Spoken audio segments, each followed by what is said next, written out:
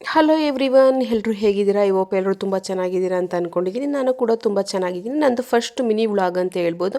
Please support ಮಾಡಿ ಅಂತ ಕೇಳ್ಕೊತೀನಿ. ನೀವು ಸಪೋರ್ಟ್ ಮಾಡೋದ್ರಿಂದ ನೆಕ್ಸ್ಟ್ ವೀಡಿಯೋ ಮಾಡೋಕ್ಕೆ ನನಗೆ ಮೋಟಿವೇಶನ್ ಸಿಗುತ್ತೆ ಅಂತ. ಬನ್ನಿ ವ್ಲಾಗ್ನ ಸ್ಟಾರ್ಟ್ ಮಾಡೋಣ.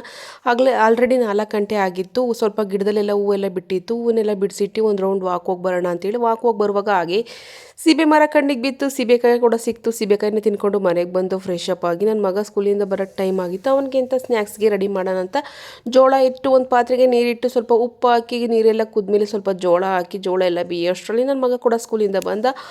ಅವನಿಗೆ ಡ್ರೆಸ್ ಚೇಂಜ್ ಮಾಡಿಸಿ ಫೇಸ್ ವಾಶ್ ಎಲ್ಲ ಮಾಡಿಸಿ ಜೋಳ ಕೊಟ್ಟೆ. ತುಂಬ ಖುಷಿಯಿಂದ ಜೋಳನ ತಿಂತಿದ್ದ. ನೈಟ್ ಡಿನ್ನರ್ಗೆ ಏನು ರೆಡಿ ಮಾಡೋಣ ಅಂತ ಯೋಚನೆ ಮಾಡ್ತಾ ಇದ್ದೆ. ಮನೇಲಿ ಸ್ವಲ್ಪ ಹಾಗಲಕಾಯಿ ಇತ್ತು ಮತ್ತು ರೊಟ್ಟಿ ಮಾಡಿ ಕೂಡ ತುಂಬ ದಿನ ಆಗಿತ್ತು.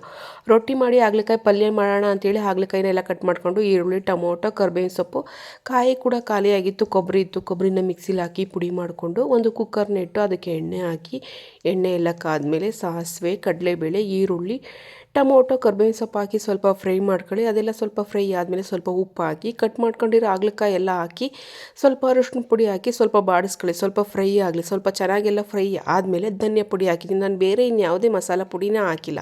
ಧನಿಯಾ ಪುಡಿ ಹಾಕಿದ್ದೀನಿ. ಕೊಬ್ಬರಿ ತುರಿ ಇತ್ತು, ಕೊಬ್ಬರಿ ತುರಿ ಹಾಕಿದ್ದೀನಿ. ಅದೇ ಜಾರ್ಗೆ ಸ್ವಲ್ಪ ನೀರು ಹಾಕಿ ಮಿಕ್ಸ್ ಮಾಡಿ ಹಾಕಿದ್ದೀನಿ. ಸುಮ್ಮನೆ ಯಾಕೆ ವೇಸ್ಟ್ ಮಾಡಬೇಕು ಅಂತ.